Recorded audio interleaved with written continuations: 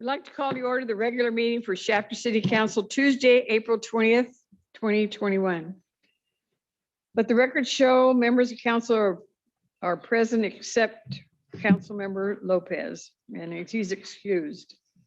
We all stand. I'll lead you in the Pledge of Allegiance and Councilmember Alvarado in the invocation. Salute pledge. I pledge allegiance to the flag of the United States of America and to the republic for which it stands, one nation, under God, indivisible, with liberty and justice for all.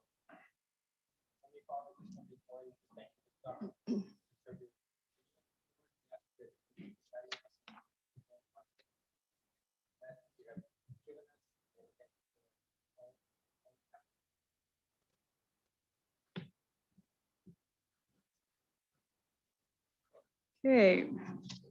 I know of no changes to the agenda, so I need a motion to approve.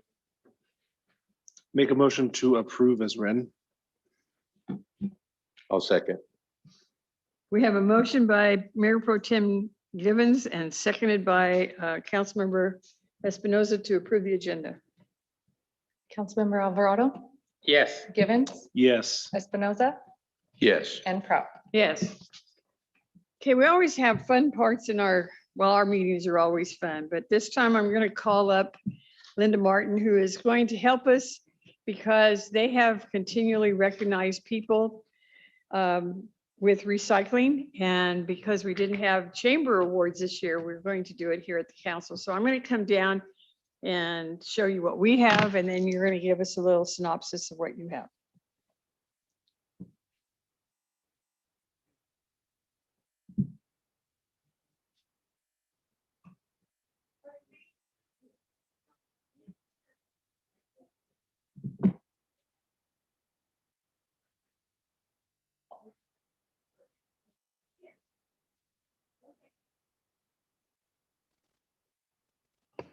We do have some recognition for you, but Linda's going to explain even more because of the recycling award. But the one that's coming from the city council says, a certificate of recognition from the city council of the city of Shafter that hereby recognizes Don Pepe's Bar and Grill. You are the recipient of the American Refuse Special Recycling Award. And it's my pleasure to be able to sign this and present it to you, Pedro. Thank you very much.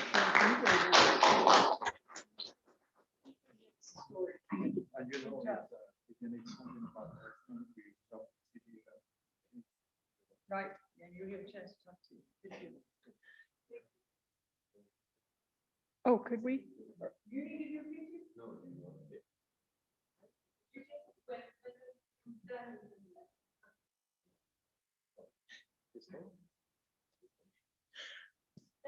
Good evening, everyone. Thank you, Honorable Mayor and members of the council and city staff. I really appreciate you letting us take the time to honor one of our businesses here in Shafter with a special recycling award.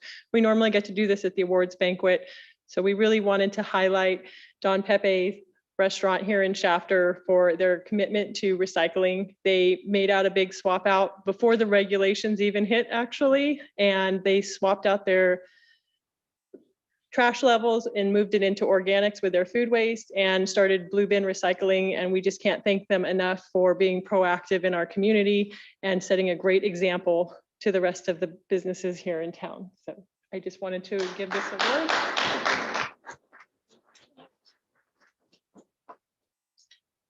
Well, thank you, everybody. Well, it's a pleasure. Thank you, everybody, for this one. Also, you know, we are working with the city. If the city needs something, please let me know, and we can help on everything. Thank you again, and I know you are working now, and I gotta go to work too. Thank you. I just want to say something just real quick. I just want to say thank you for being that role model in our community. Thank you for taking that lead in that initiative and, you know, for being that role model. Thank you. All right. So what do you want to do? Do you want Pedro's mascot? Yeah. All right. You get to cheer the part. How exciting. Isn't that fun?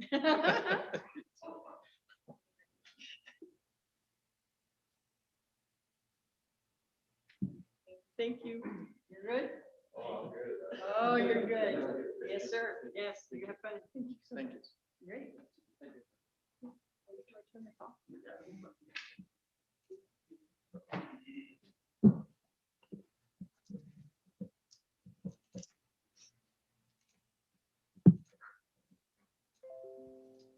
Okay, and then we have some introduction of our two employees that we have that started at the Learning Center. So we have David with us. Honorable Mayor, members of the Shafter City Council, it's my great pleasure to introduce our two newest employees. As you know, when we hire people in the education department, we hire them to do a job, but we also hope that they can be the kind of individuals who can be an inspiration to our students. And that's certainly true in this case. We have the Have Dreams posters with the individuals that display those characteristics. And those are on our transit vehicles around town, but our employees are the most powerful role models for our students. And so Monica Palafox will be joining us as a tutor. She graduated from Shafter High. She's also a graduate of CSU Bakersfield, and she majored in very difficult subjects, applied mathematics and economics. This year, she will be finishing a master's degree and her teaching credential.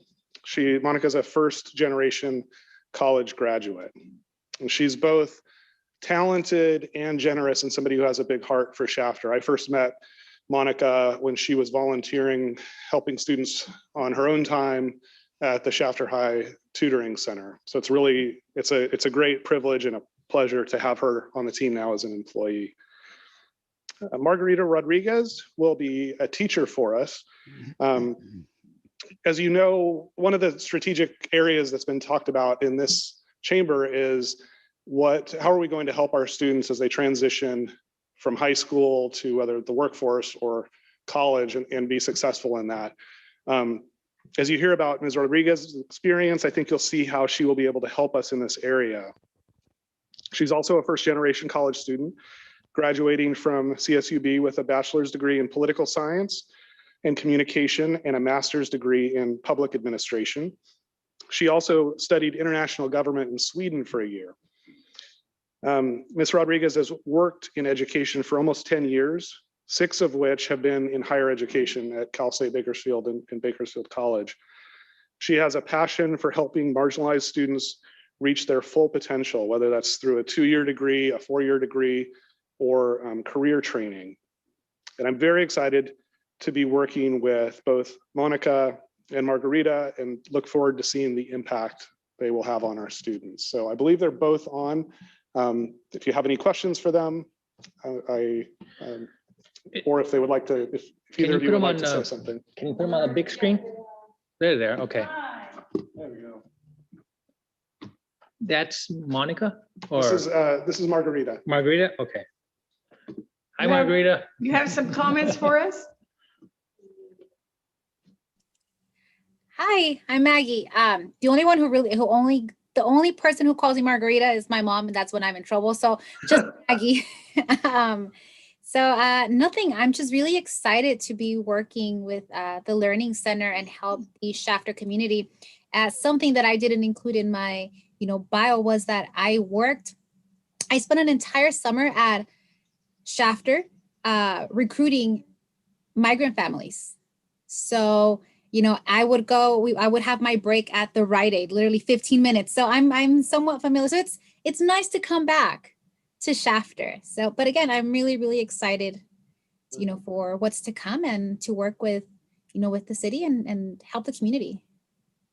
Good, Thank you. good. Thank you very much. We're excited for you too.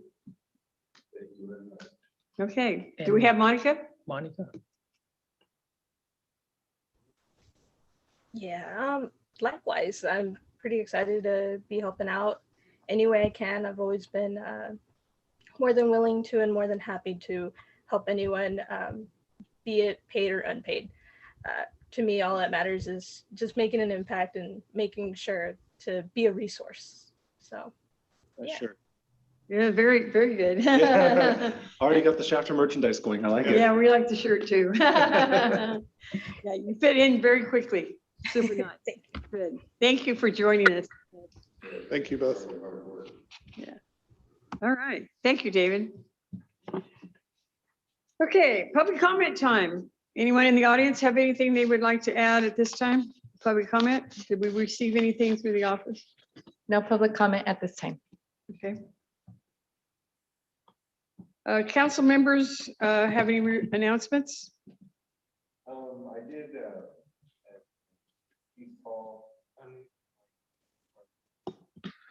at the invitation of Chief Paul Lozano, I was invited to the CDCR K9 unit practicing at the MCC facility. And I got to speak with the training supervisor on how they train the dogs and got to watch the dogs in actual action, finding the different things that they would find for them. And I was just glad to hear that we were able to offer the MCC facility so that they could have someplace to practice. So that's the only thing I have. And I really enjoyed my time out there. Thank you. Thank you, Pete. Gilbert? No, I don't have anything to report. No, nothing to report. Thank you. Well, we spent a little bit of time last week with Mr. Valadeo, having the opportunity to ask questions in regards to water and current COVID restrictions and when some of this will be lifted, and just good conversation to have and get started. I hope he serves well in this district and serves the people well in that. And then after that, we actually had a meeting with the education group, and really excited to see where we're going with this with the library. I'm very much appreciative of you and everything you've provided, David. And we have a great opportunity here with education, and I'm excited to see where this is going. So thank you. Good. I had, excuse me, a couple meetings that I attended. We had a KernCog meeting last Thursday. It was a fairly quiet meeting, but they did announce and they had accepted some nominations for regional awards, and they're going to hold them over because they didn't have the event due to COVID. They'll hold them over, and then new ones will be applying on the next cycle too. So it'll either be a really long presentation whenever they do get it together, but I believe it'll be a nice recognition too. And then also several of us I know signed up and listened to the Kern EDC Economic Summit that Channel 17 aired. You were on it too? Yeah, okay. And was anyone else on it? Okay, so, and you know, I could go into more detail, but I want to just mention the fact that they had 4 different speakers, and the summit usually is encouraging or gives you a positive feeling. And it started in, he kind of highlighted everything that happened with the pandemic, and, you know, we're all kind of wanting to move on and let that be the past for us. But you can't just leave it aside because it falls into everything that we're having to do to adjust and make changes as this is coming down, and then us coming back into the workforce with just everything that's around us. But oil and gas was another big topic that they had to hit on. It's, you know, going to affect us greatly depending on how that goes to. So far, it looks okay. And then the highlight from the speaker was from Beacon, and he says there's a light at the end of the tunnel, and you just can't avoid that, and you have to let it just make you want to do it. I mean, you have to do it. We have to come forward, and we have to show that, you know, we can do it. We can do it as citizens, not just in our community, but throughout. And so he was inspiring too. It has issues, but we're going to be okay. And then, of course, we did meet with Valadeo, and it was a public meeting. It was noticed. I don't know that we had many on that listened to us. He shared some of the federal issues that they have, including in water and some of the others, but he was on channel 23 last night. He was, as well as Keith Gardner from Shafter, Bakersfield area. And water is going to be important for the valley. And they're, of course, representing farming, and the farming is going to struggle. They really are going to struggle. We're still in the drought, and so we can't ignore that either. And yet Kern County is probably better off than some of the other counties that have banked and have been prepared for it. But it's going to cost, and it's going to take some effort in order to keep going to supply food for everybody, not just in California, but throughout the country. So Valadeo is instrumental in a lot of areas, and politically, or however you feel about it, I know he's caused some issues with a lot of people, but the challenge is that he has to come forward and he has to find ways to make us all feel like we're part of it. So let's wish him well in his position. But that's all the meetings that I had at this time. Okay, the next one had to do with the consent calendar, and I'm going to briefly highlight some of the items. We have 10 on the consent calendar this time. The first couple 3 is checks, payroll, and minutes. And then we have to approve a special event permit for a community drive-through for a free COVID-19 vaccination. And it'll be held at the Shafter Aquatic Center on April the 22nd. And if I read the papers correctly, I believe they'll be issuing them from 9 o'clock in the morning until 2 in the afternoon at that aquatic center, which is an easy in and easy out. And I believe, aren't they going to also encourage the Richland staff to be involved in it so that they can get their vaccine too? The next item was to adopt an ordinance for second reading for adopting the zone change that would change some of the medium density residential to general commercial, and that's at the corner of West Lerdo and North Shafter. The next item was to accept the dedication of easement for street and public utility purposes, and that's at Lerdo and Zerker, which is at the Minter Field, for the new store that's going in out there. Next, we have Alspa Tree Service in the amount of $15,000, and they're going to be trimming trees in the downtown area. Number 8 is to approve the purchase of a utility trailer from the Trailer Mart for $11,266.49. And those funds are coming from Water and Wastewater Enterprise. Also, we have an adoption of Resolution 2793, which is approving the filing of TDA Article 4 claim for the fiscal year 2021. And most of the money is used for streets, roads, maintenance, and improvement, and some it helps out our transit.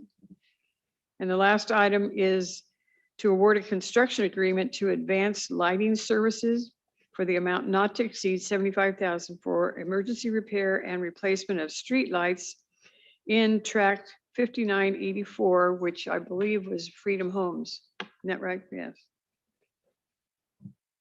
So we need to have a motion then, if there are no questions on the consent calendar, motion to adopt. I would make a motion to approve consent as read.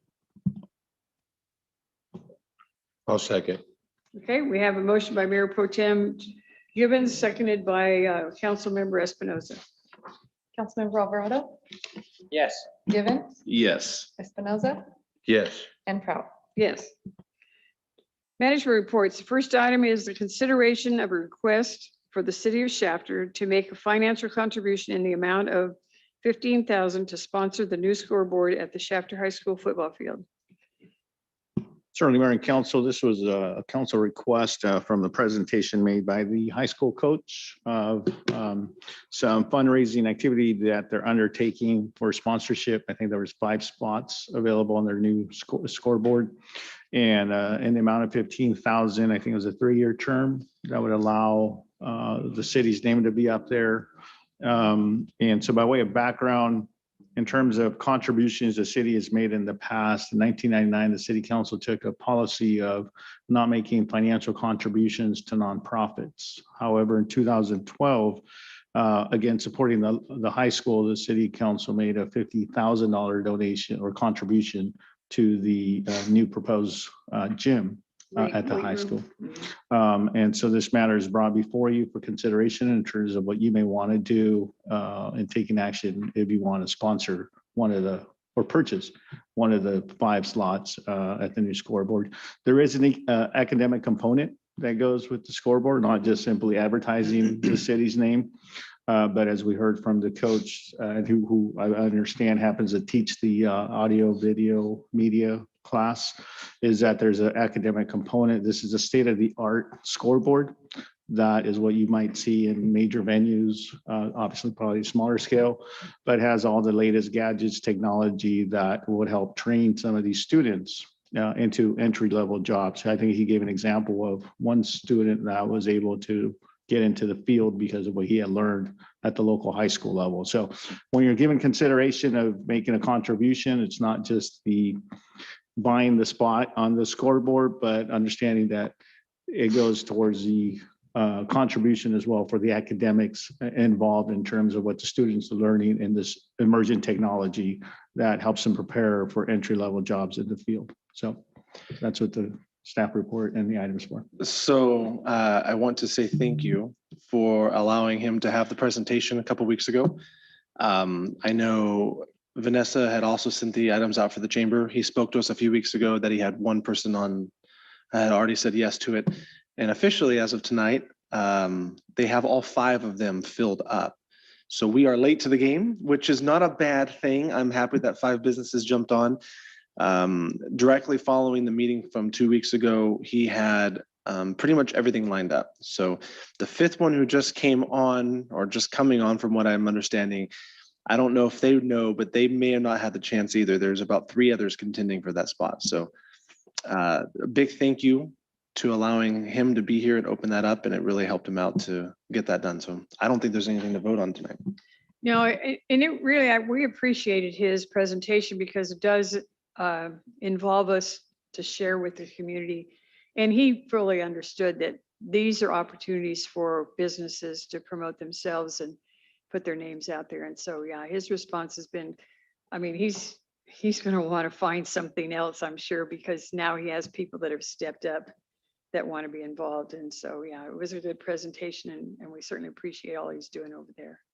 So, yeah, we thank him, and also the fact that, I mean, Chad and I talked even after and said, you know what, we know of people that could have and would. So they can always wait the 3 years and come on later, unless something else comes up and they can sponsor even there.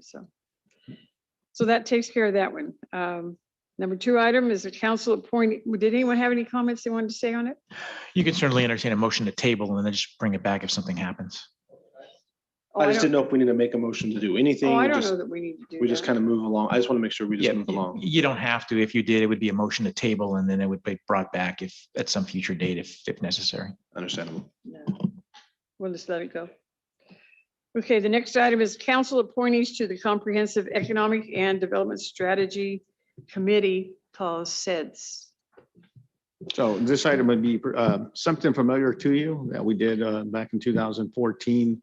It's more so a requirement of the Economic Development Administration when applying for grants. And with that, I'll have Mike, who's familiar with the topic, give the staff report on it. Mike.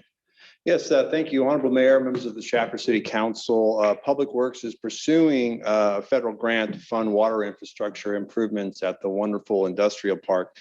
The specific improvements we're targeting are a new water storage tank and a conversion of an agricultural well to a domestic well. As you may recall, at your previous meeting, the council authorized the purchase of a property where that agricultural well is located. We're hoping that an economic development grant would enable us to invest in the pump motor and control system to enable us to take advantage of that well. The grant would be administered by the Economic Development Administration, or EDA. EDA is basically in place to invest in projects that facilitate job growth and job retention. Past EDA grants have been issued to the city, and they have constructed water, sewer, and street improvements at multiple industrial and business parks, including Shafter Airport and the core city, as well as we had a previous grant issued for what was then the ITTC. So the last EDA grant was issued in 2009. And at that time, Comprehensive Economic Development Strategy, or SEDS document, was developed as a condition of that grant. A highlight of a SEDS is basically a list of infrastructure projects that will facilitate the city's economic objectives. So, and the reason why we need to pursue an update is that most of the projects that were in our last SEDS have been accomplished. And so in order for this new project to be considered, we have to complete an update to our SEDS document. So a SEDS is typically completed under the direction of a committee. And in the past, that committee has been represented by 2 council members. Also participating would be local and community leaders. So we're anticipating that the next SEDS group or committee would meet probably a couple times, and we're hoping to accomplish that next month. And the meetings would be facilitated and planned mostly by myself and Business Development Director Bob Meadows. So Mr. Meadows and I will reach out to the other prospective committee members at the conclusion of tonight's meeting, assuming we have direction on which council members wish to participate. So for reference, Councilmember Alvarado and Mayor Prout were our appointees the last time we had a SEDS update in 2014. So for tonight, we would like to receive direction on possibly 2 council members that wish to participate in this year's or this particular update. When we first set that up, did we have the community and we added the community later? Excuse me? Did we add the community later, or was that originally the same way? I mean, remember when we went off to Seattle? Well, that particular grant, yes, correct. You and I made a presentation. At that time, Right. the SEDS had not been completed yet. We had a limited amount of time to produce the SEDS as a condition of the grant. And so the EDA officials have made staff aware that that particular arrangement is not possible for this particular grant. Okay. Okay, so is there anyone here that really wants to serve on this? Let me just share my experience. I don't think I had any experience, but I don't think it was never activated or something, but being said that, I would, if there's someone that was interested and want to participate. Well, you've already identified the projects, right? Well, actually, I suspect that we'll prepare some potential projects and the group will be in place to help us kind of refine it and even prioritize the list. Okay, I understand that too. Well, I have no problem. I just wondered if Chad or Pete, are you interested? Pete or Chad interested? And you're saying it would take some time right now? No, not really. Well, the goal here is to get this, at least get the application submitted within the next couple of months. We have a pretty limited opportunity to get our application in line for consideration. And I should also point out that we're willing to work. We're very flexible with schedules and technology. There's different types that we can go in person. We can do it via Zoom. We could do it over lunch. But yes, I think the objective is to try to accomplish this update by the end of May. Okay. So Chad or Peter, I would suggest that's my thoughts, would open the opportunity for some exposure, some training. That's all right. I mean, if you have some other thoughts, that's fine. I mean, don't. Do feel pressure, please. Yeah, you're good. Yeah. Okay. That's fine. Are you in? I'll go with you. You in? Okay, Yes. so put down Chad and myself. Understood. Okay, those are appointments, so we don't have to have an election. No, okay. Just keep us in contact.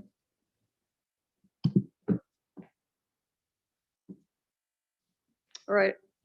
When I say that, shouldn't we have a motion of some kind? No, they're informal ad hoc committees, it's my understanding. So there's no need for a formal motion. Okay. Man, we're 2 for 2 for no motions I tonight, know, we're guys. just gonna have that sounds fun with me. That's good.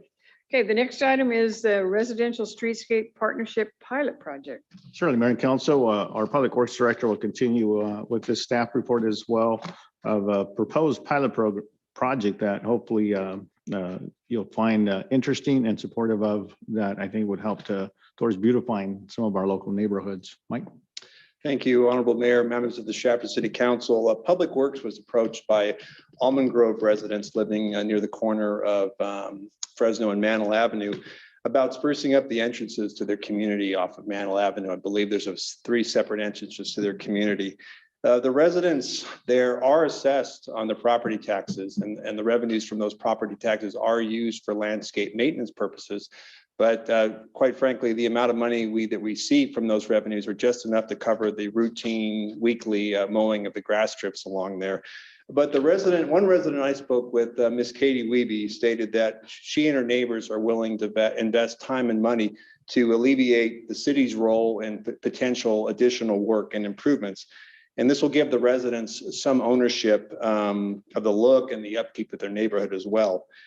We have a potential to start a program or a partnership with these community members, and it could serve as an example, or it could lead to other improvements to other communities. And one example that comes to mind involves the intersection of Thompson and Los Angeles Avenue, which I believe during public comment at one of your recent meetings, a resident suggested there was a need for streetscaping there to improve the appearance of that particular area. So the results and the success of this potential effort with Almond Groves could lead to other areas being improved as well. Almond Grove, this particular arrangement with Almond Grove would consist of Public Works removing shrubs and trees at the entrances that are failing or really shouldn't have been planted there to begin with. And we would likely replace the spray nozzles for irrigation with more drought tolerant alternatives. And then in general, our crews would provide some guidance to the residents on what types of plants make the most sense. We're trying to be aesthetically pleasing with our new landscaping, but also that's something that's very low maintenance as well. So the residents, for their part, will be assisting with the planning and providing periodic maintenance support once everything is completed. So the city, in this particular case, would be using in-house crews and minimal resources to conduct this work. So there really isn't a need for budget action, but we would appreciate council concurrence regarding this potential pilot project. And there may or may not be Almond Grove residents participating via Zoom that might wish to chime in as well. But that concludes my presentation. Do you know if anybody's on? I see Katie up there. Hi, Katie. Hi. Yeah, we just wanted to kind of spruce up our neighborhood and use this as an opportunity to get to know each other a little bit better and just build our community together, and also make it a nice walk for people as they're out and about, and for kids as they walk home from Sequoia. So we're hoping to just be able to partner with the city and do everything we can to make this easy and inexpensive for you guys. Katie, would you provide security for those letters not to be missing anymore? Well, that would be nice, but we'll do what we can. We have to find a D. You have Yeah, to we can find a D. D somewhere, right? Yeah. Yeah. I think it's a great idea. I think that could be something positive. I think by you guys taking the lead on the pilot program on this, I think that will motivate other little areas in our community to do the same thing. Something in the sense of maybe even the starting up, perhaps the neighborhood watch, something in that concept. By you guys doing what you're doing, that little small landscaping, you guys could branch off into the neighborhood concept. And I think by you taking the lead in that neighborhood, it will also be the role model to other neighborhoods in our community that are needing some encouragement. I think that'd be good. Thank you, Katie. Well put. Yeah, thank you.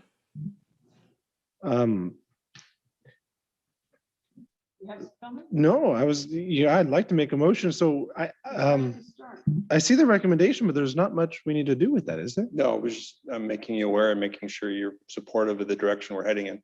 So is this a 3 for 3? All management reports with no actions?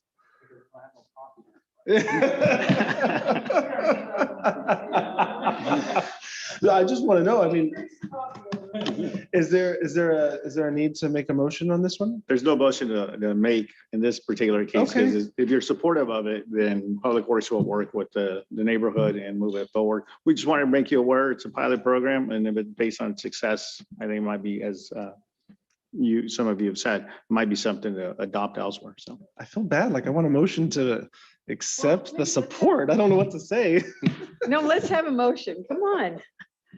Yeah, I motion to accept your support, to support you Partnership. guys with the partnership. I think it's fantastic. Yeah, that's I right. love it. Great words, Gilbert. Thank you. Do we have a second on that one? I'll second it. I also think it's a great idea to have the people pitching in. So I like the idea. Thank you. All right. Are we all in favor? Aye. Opposed? No, you wouldn't dare. Yeah. Very good.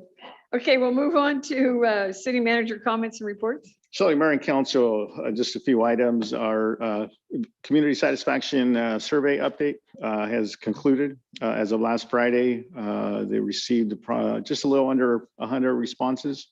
And our students at CUSB are looking to come back and present the results to council at the May 18th council meeting. And then, do you have it up? I wanted to provide to you some of the work that Chief Lozano, myself and others, the management team have been working on is the Emergency Operations Center, just to give you a glimpse. And so we have a short, brief PowerPoint presentation to kind of give you an idea of the work that's being done. So, all right, so 4 elements going to emergency preparedness. By way of background, EOC is Emergency Operations Center. It's a function that local government or county or state provides in case of natural disasters or major incidents, man-made or otherwise. And there's work that goes into it. It's not just simply responding, but there's some scope of work that goes into staff and preparing on how to handle different emergencies. And so the 4 key elements of emergency preparedness is obviously preparedness, training people, having your EOC. When an incident occurs is the response to the incident. And then you go from response into recovery. So once the incident's over and you go into recovery, that's when you start the emergency's over and you're going into recovery mode. And then from recovery is mitigation, is addressing any repairs, for example, depending if there's needed. And so that's what it consists: preparedness, response, recovery, mitigation. For us, we're basically starting from scratch. My understanding is the only other time that the city somewhat activated its EOC was during a water crisis of a few years ago, that it was all hands on deck. But it was, I think, more so to provide information to the residents and whatnot. In this case, we're looking at establishing the EOC. So we have an emergency operations plan. So what you will eventually get to review is a fairly thick document that what it does, the emergency operation plan evaluates, assess, identifies all the different types of emergencies or crises, incidents that we may be subject to. Besides earthquakes, it might be like train derailment, hazmat, chemical, that type thing of nature. And what it does, the EOP looks into identifying the type of incident that can occur and how to respond to it. And then with that, obviously you need your emergency operations center, which is a location here in the city. Doesn't necessarily have to be City Hall or PD, but it's a facility that houses the staff that are responding to the incident. And of course, with that is preparing your staff to make sure that they receive the adequate training necessary to be able to respond to the incident. The current EOP was adopted in 2011. Obviously, it's 10 years old and needs to be updated. The city is participating with Kern County. Shafter is one of 3 cities that, along with the county, has an opportunity to update its current EOP. The county received a grant from Homeland Security, and Shafter is participating in that effort. Obviously, as you know, Kern County EOC has been busy because of the pandemic and now with the vaccine, but they are starting to move on securing a consultant that will work with the 3 respective cities and the county to update our EOP along with the others. Now, one of the key things the grant will provide along with the updating of the EOP is an emergency tabletop exercise. Some of you may be familiar with tabletop exercise. That's basically a exercise where the EOC will be activated and staff will respond to it, and they will give us a scenario to respond to. It might be an earthquake, it might be a train derailment, and it's a role play. We go through the whole process of how to respond to it, making sure that each of the 4 sections of the EOC function and the communication takes place in terms of that response. So we're, as you've heard us talk about, proposing to establish the EOC at the former MCCF facility. Those of you that are familiar with it, you know that as you come into the main entrance of the facility, to the left is all the administrative offices. And so we have determined that in addition to being able to house the sections of an EOC, it's got a conference room, it's got some offices, it's got bathroom facilities, and then if necessary, depending on the type of incident, we can use some of the dorms for sleeping quarters for those that are working at the EOC. And so we find that it's functional. Furthermore, it's safe because of its security. I mean, it still has a security fence, and it prevents people from getting in. And then structurally, it's just the sound as well that would hold up. So here's some sample pictures of the communications office, the EOC conference room, and then does the other one come up? Those are a little blurry. Yeah. Okay. Well, there's no more. So we can partially activate the EOC. As you're seeing, we're having a crisis with the PowerPoint.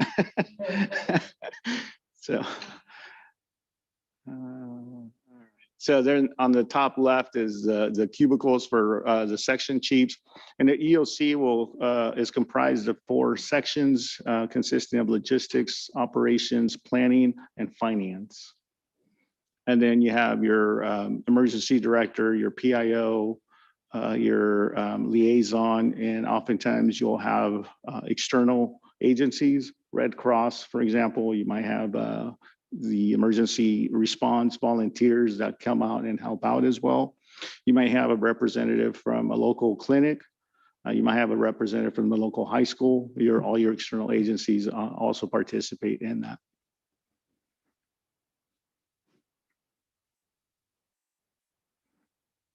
Okay, so all government employees, public employees, by state statute, in a major incident, are disaster service workers, and so that's dictated by state law. We've identified that there's probably about half of our labor force that we would have to train in responding to a crisis. As I said, there's four different sections in an EOC: logistics, planning, operations, and finance. I can tell you firsthand that in a major incident, when you're activating your EOC, and there's 3 different levels of activation for your EOC. Level 3 is when you are monitoring a situation.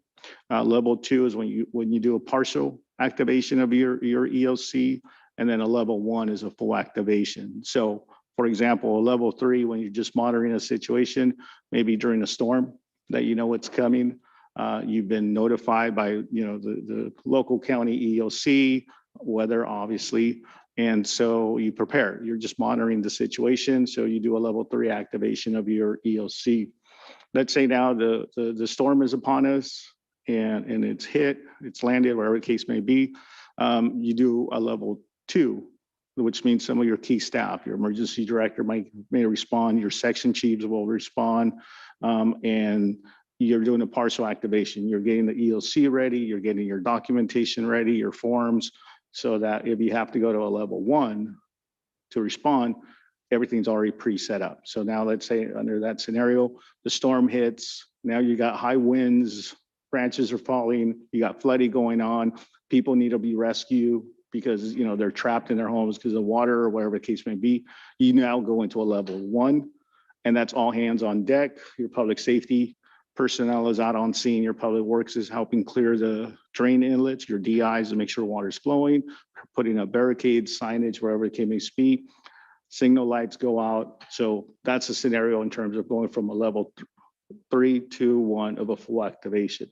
So in that scenario, you want to have as many of your staff trained, because the first shift could easily get tired after 12 hours or however long they're working. And, you know, in the storm or incident, it's not like you can stop after 12 hours. So the more of your staff that's trained, the more adequately and properly prepared an agency is to respond to these type of incidents. And so what we are looking at is some different training options to provide to our staff. And then that way we'll be coming back to you at a later date. There'll be some costs associated because it is somewhat specialized training.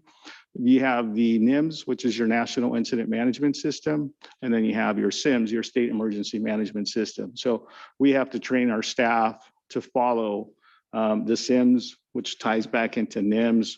And so along with that comes learning and understanding the different forms necessary to fill out, because we have to do a lot of record keeping on the finance side. Every hour that we respond to an incident could be eligible for reimbursement from Cal OES, Office of Emergency Services, or FEMA, Federal Emergency Management Agency. So there's a lot that goes into it. And so the more staff that we train and that they're properly trained, the more adequately, again, we'll be able to respond.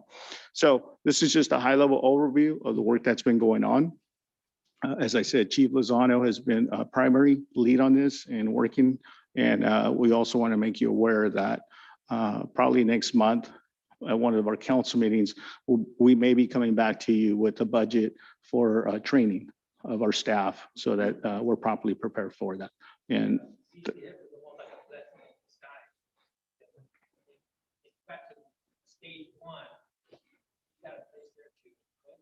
right.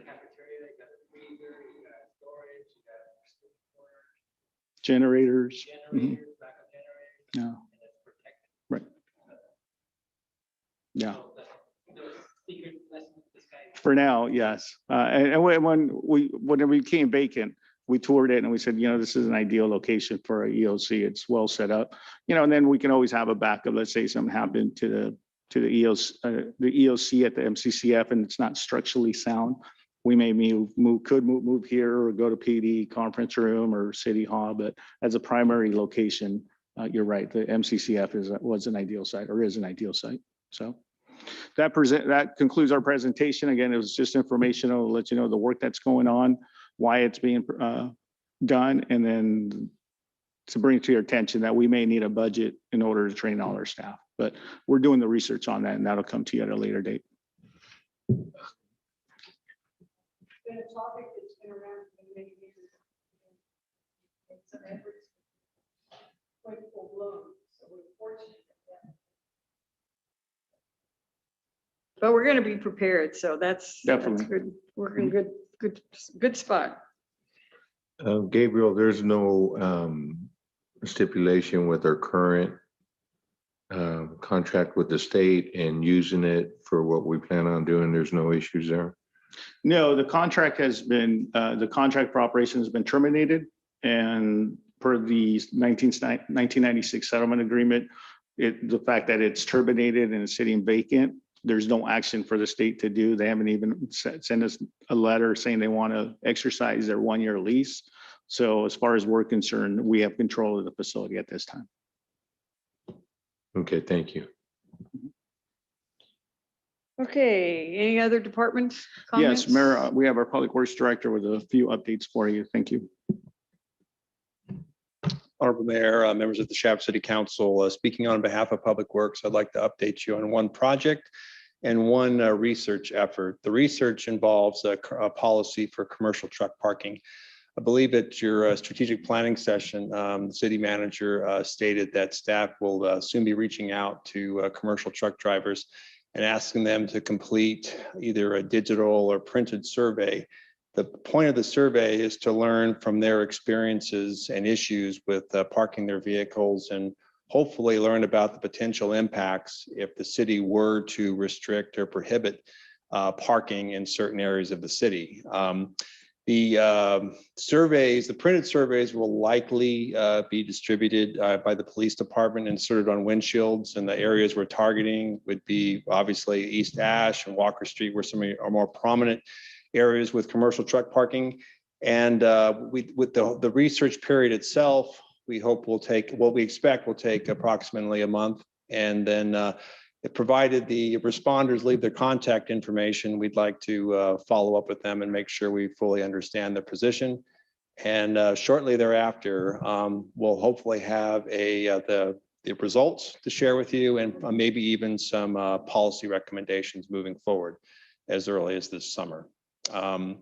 The project update involves the Mantle Park Outdoor Fitness Court. You may have seen for yourself that the installation of that court is underway. It could be completed as early as this week, but we'll likely be securing it until we have a proper dedication. And speaking of which, we are efforting a dedication ceremony to take place Saturday, May 22nd at 11 a.m. And we've already had a substantial amount of success reaching out to some stakeholders and some willing participants. Some local wrestling teams, I think, in fact, have expressed an interest in participating and demonstrating some of the exercise techniques that would be available with this fitness court.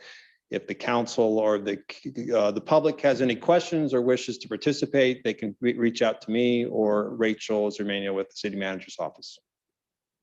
Thank you. Mike, I would like you to reach out to the boxing club. I know they use Mantle Park every day. So if you could reach out to the Shafter Boxing Club. Will do. Okay.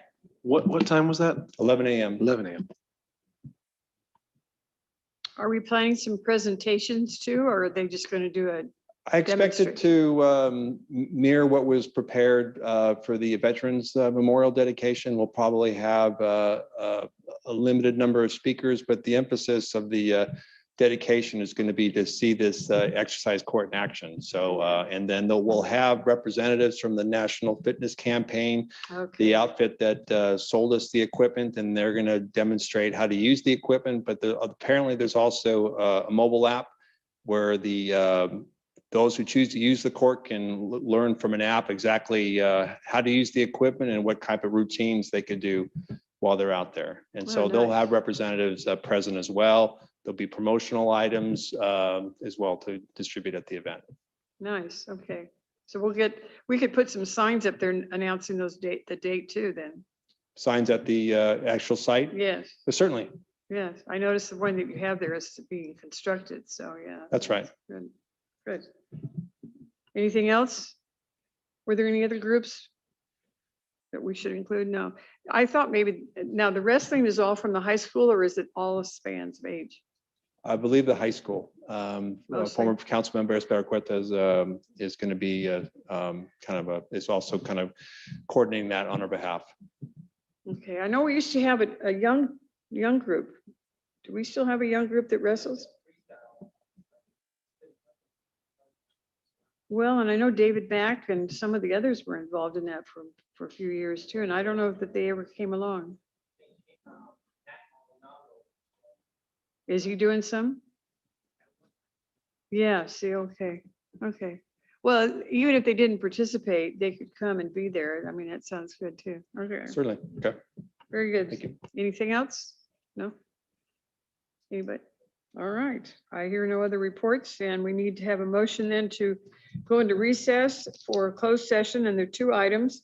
One of them is a conference for labor negotiators with our own, how do I say, designated representatives, our city manager, as well as the Shafter Police Officer Association. The employees organization would be the Service Employees International Union, department heads, and unrepresented employees. The number two item is the public employee performance evaluation for our city manager. So we need a motion. Motion to recess in a closed session. I'll second. Okay, we have a motion by Mayor Pro Tem Gibbons, seconded by Councilmember Espinoza to recess, and it's now 6:58. All those in favor say aye. Aye. Aye opposed, no? Okay, we are recessed.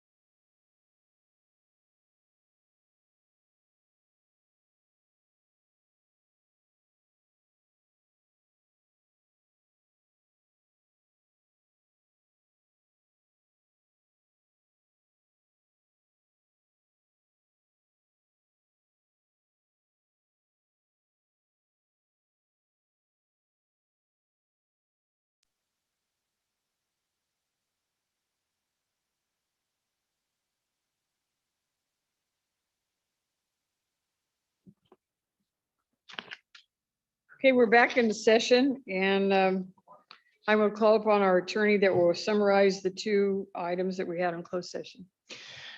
Thank you, Mayor. As you mentioned earlier tonight, the city council recessed into closed session. There were two items on tonight's agenda. All members were present except for Councilmember Lopez, who has an excused absence. First item was conference with labor negotiators concerning the groups listed on the agenda. City council heard a presentation from its negotiating team, provided direction to the team, and we have no further reportable action. Second item was public employee performance evaluation. That is the city council's ongoing evaluation process for the city manager. City council provided direction concerning that item and will be continuing discussion of that item at a special meeting on May the 29th at 3 p.m., which we will agendize as a special meeting. That concludes the report, Mayor. Very good. Does anyone have any other comments? I'll entertain a motion to adjourn. Make a motion to adjourn. Okay, we have a motion and a second. All in favor, say aye. Aye. Aye, opposed, no?